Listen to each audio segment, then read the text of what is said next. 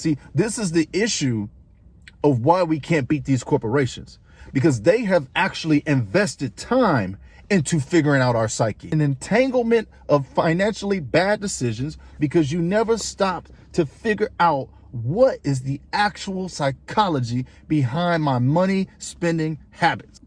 Guys, I am super excited today because I finally got my hands on one of the books that I have been wanting to read the most, and that is The Psychology of Money.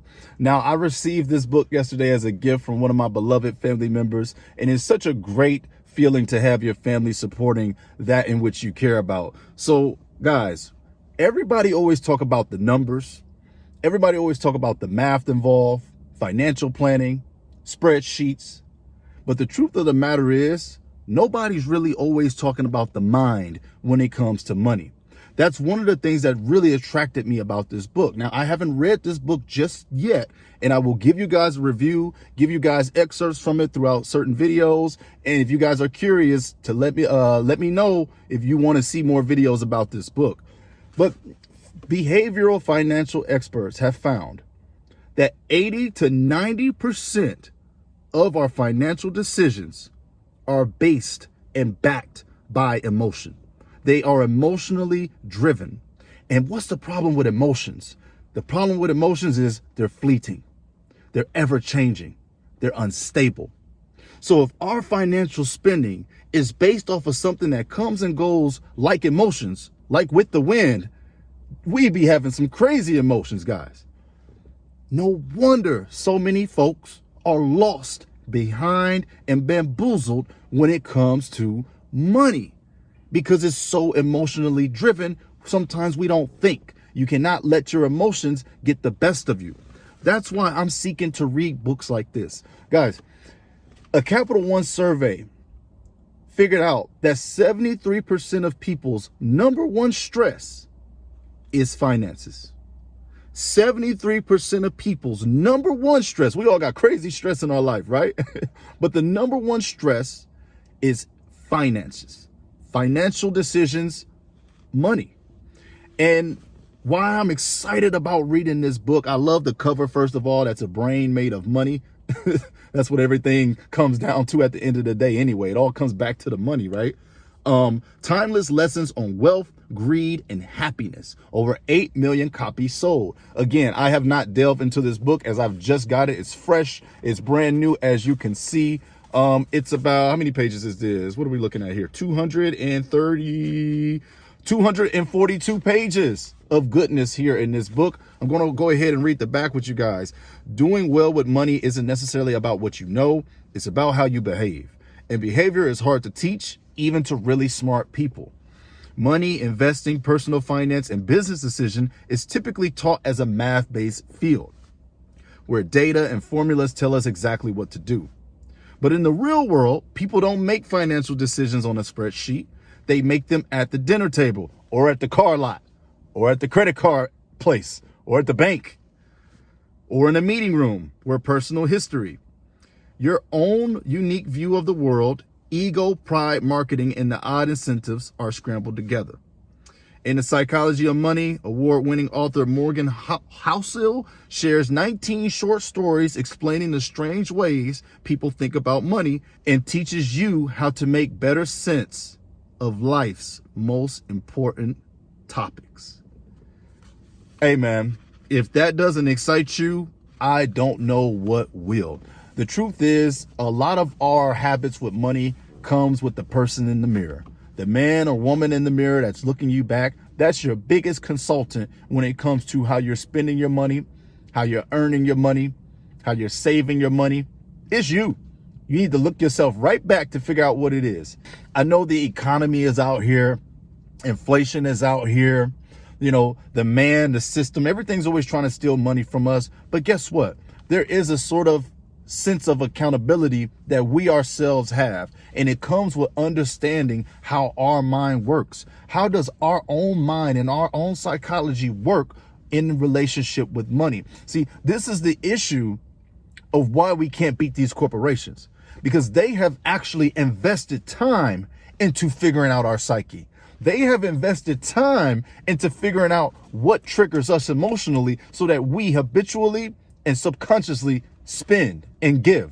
They're doing the research to figure out where in our brains, where is our area in our psychology that we're weak, that we're insufficient, that we lack.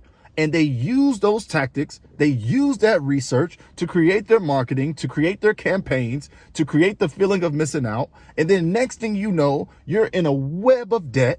You're in an entanglement of financially bad decisions because you never stopped to figure out what is the actual psychology behind my money spending habits. Well, that ends today. Because I'm going to check in with you guys after I've read this book a couple times, maybe once or twice. I'm going to be sharing things throughout this book that I find interesting or that I learn. I've heard great things about this book.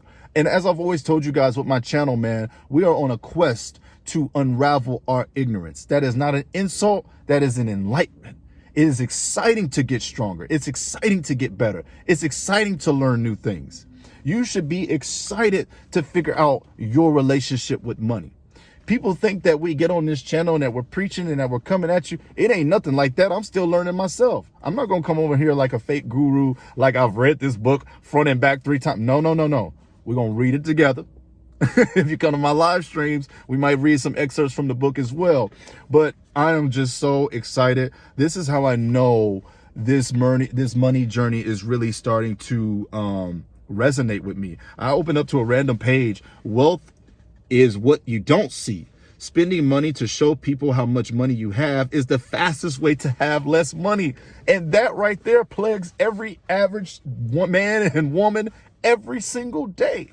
I believe that's one of the major reasons we even go into debt, is because we want to impress people that have no jurisdiction over our lives, but we think that it props us up to make us look cool. That's why the psychology of these marketings and these campaigns and these businesses, that's why they kick our butts. That's why they own us, because they have done their homework. They have done the legwork. They have done the busy work to understand the psychology. You know, again, I love doing this channel because I'm trying to bring as many folks with me as possible who are willing to learn, who are willing to leave their ego at the darn door and learn about themselves. That is what my channel is all about. I'm not saying you guys should go out and grab this book immediately, but I hope this video, the very essence of this video, has made you think a little bit deeper about your psychology when it comes to your money spending habits. It's all behavior at the end of the day. The numbers matter. The job matters. The income matters, right? The way you get your money matters to a degree. But what matters over everything is the way you spend it, is the way you invest it, is the way you save it, and the way you see it. Guys, all psychology, man. All psychology. It's behavior. I'm starting to finally figure it out. I mean, you can have the thousands, you can have the money, but if your mindset is off and your relationship with money on a behavioral level is off, you will be off. It's that simple. So this is just a introduction video, prepare video, whatever you want to call it. Guys, I am so excited to read through this book. Everything I learned through here, I'm going to be sharing with my people. We're all going to get this money together. We're all going to get out of this mindset together. If corporations can spend millions and millions using propaganda on us, repetition, then I'm going to fight back with repetition. Because people get upset. Oh, you make finance videos. Yes, I do.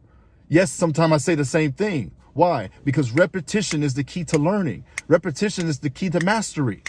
And the more I keep telling you guys, hopefully the more you keep thinking about it, the more you keep hearing it. But why is it that corporations can bombard us with whatever they want all the time and we see it as normal, but we can't fight back with using our own critical thinking? What's up with that? What's up with that? No, we're going to use critical thinking.